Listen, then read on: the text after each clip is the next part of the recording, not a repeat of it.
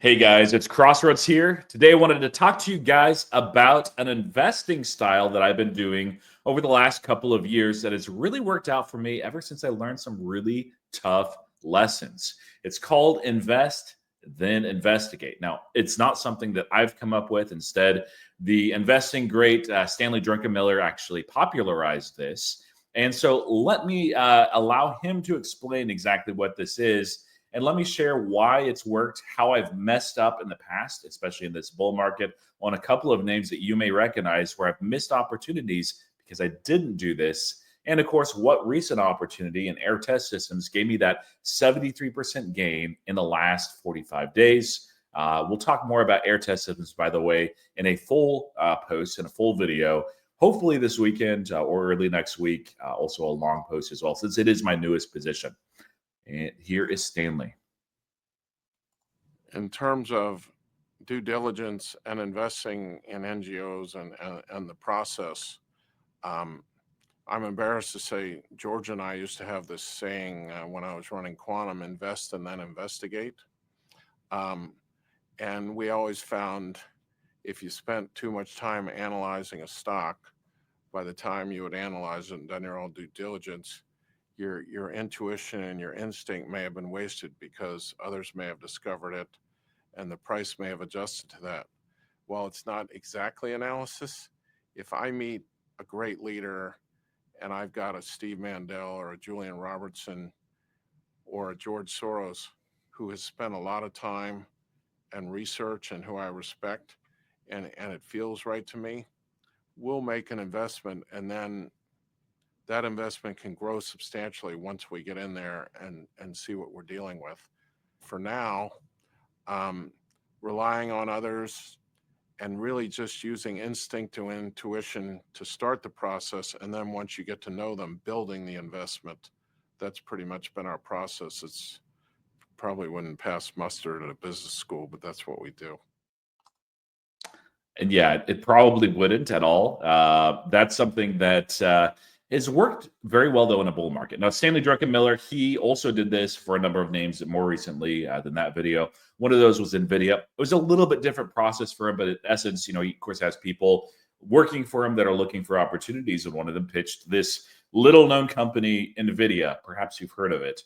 Now, this was before the massive ramp from the AI wave. And so you can say, well, he just got lucky. He gets lucky very, very often. So I would not call it that. This, by the way, is not just YOLOing into names that are popular on X or StockTwits or something like that, but instead it's taking some time and having some sort of thesis as well without having necessarily a full, complete understanding. So what is a failure of mine that happened that really got me to pivot and actually change the way that I was looking at this? I heard about this philosophy before. I just wasn't ready for it. But there was a stock that several of my friends were talking about, especially Matt Money. And Matt, if you're watching this video, big shout out to you, big guy. He's killing it, by the way, in investing, and with a lot of names that, initially when he's talking about it, perhaps a lot of people are not. One of those was Rocket Lab. And so Rocket Lab has been, he's been in it for a long time. His average, I think he's been averaging up, but like for a while, his average is like $4 a share. It's an easy 10X for him. And he believes that there's a lot of upside too. Now, zooming out a little bit, in Rocket Lab, there was a point when we ended up, basically he was pounding the table. He's like, hey, this is probably the time to look at getting into Rocket Lab. Actually, it's a little bit further out than a year. It was somewhere around here. In late 2023, I started looking at it some. I just didn't feel like it was the right time for myself. And then really about here in 2024, in May, that's when Matt Money started pounding the table and saying, hey, it's time to take Rocket Lab seriously. Look at what they're doing. Look what they're building. And I understood enough of the thesis. At that point, honestly, if I had this method, I would have invested and then investigated, because I'd done a little bit of due diligence. I knew what they did. I knew that the neutron rockets were coming out. I knew where they were leveraged. I knew that this was a space, no pun intended, that was growing rapidly. And there's a lot I didn't know. So instead of doing that, I said, well, let me take a deeper look. And I did. I looked at interviews. I looked at the space. I looked at the industry. I took many, many days, actually multiple weeks, where I was investing. And then it ended up running up to about $7 a share. And I said, well, maybe I can get in. If it falls to the fours, that's when I'm going to get in. So it's a second mistake, by the way. When you have conviction in a company, even if it's run up, that happens oftentimes with retail, including myself, where we're like, well, it's going to fall back down. I can get in for cheaper. And it never did quite get there. Instead, we got into double digits and like, well, okay, maybe if it falls down to $7 or $8, and it never did. Now, is there going to be an opportunity to get into Rocket Lab in the future? Is it trading at a premium? Probably yes. But where I messed up is in a bull market, I cannot give myself, when I'm like, okay, the thesis I believe makes sense. I can't just give myself 3, 4, 5, 6 weeks to dig in and go deep before I investigate. Otherwise, this could happen. And it's happened to me in other places as well, and with other names. Now, some of those have been names where, for instance, we're out and about, and my family, my kids, my friends are all talking about this certain product, not even as investment. I'm like, oh man, this thesis kind of makes sense. Let me do a little bit of digging. And if I look for a few hours, I'm like, okay, I think maybe there's something there. It doesn't make sense to go full port and say, okay, I'm going to put 10% of my entire portfolio into this stock. No, but what is good to do is put just enough to be able to fix your attention on it so that you'll actually take it seriously. It'll be in your watch list. You'll be seeing the stock move every single day. And it grabs enough of your attention so that it forces you to look at this investment and take it seriously. So where did this work well for me? Because I've changed? Well, there's been a number of places where it's actually worked really well. But most recently, it is Aehr Test Systems. So rather than go into deep detail on this stock, again, I'm going to have a separate video coming out probably in the weekend. I've done a lot, probably more time than I should, spending on Aehr Test Systems. Still writing the dissertation, so that does take away from it a little bit. Now, Aehr is down a little bit today. Of course, it's had some massive moves just recently. And these are real catalysts, by the way. This is a micro cap. It's going to be very volatile. It's not a name for everybody. But regardless, what happened with Aehr Test Systems, they really bottomed here because of tariff noise. They were not on the radar for me at all. I don't know that I even had ever heard of them at that point. And instead, really about this time, July 1st, is when I was like, okay, I need to look. And I was looking at a number of names in this space, in this sector, and a couple of other names too. I was crossing some names off the list. I'd spend a little bit of time.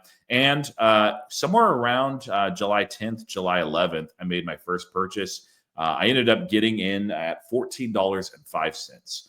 So a good bit lower than where we are right now. Now, it wasn't a huge amount of shares, but it wasn't, completely tiny. It was basically whatever the amount of shares that you need to actually fix your attention and develop that thesis. That's what I did. So I did that. I'm like, okay, I think there's something here with Aehr Test Systems. I put enough down that I'd have interest in it. If it rose, at least I had a position. And it helped fix my attention, so I'd continue to investigate that stock, and it would be top of mind.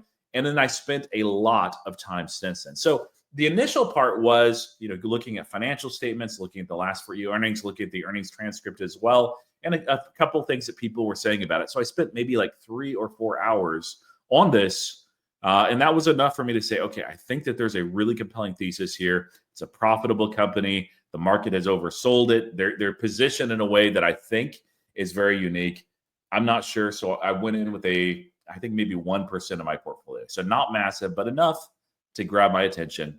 Now, since then, I've been poring over the 10Qs, the 10Ks, SEC filings. I've been looking at competition. I've been reading what others are saying about gallium nitride and making sure, is what Aehr Test Systems actually true? Looking, of course, at the news releases. Gain Erickson, the CEO, does a great job of communicating the TAM, the potential, and the real interest that they're seeing. And we're seeing real purchases that are happening as a result of this. So all of that over time just continued to build my conviction in the company as I dug in more and more and more. And at this point, I've probably spent, over the last almost 2 months, 45 days since the buy, I don't know, at least 60 hours, maybe 80 hours on this company. Now, does that mean that I'm done learning with Aehr Test Systems? No, absolutely not. This is a space that prior to entering it, as far as with Aehr Test Systems, I did not have a great understanding of, and there's still a lot of stuff that I need to learn.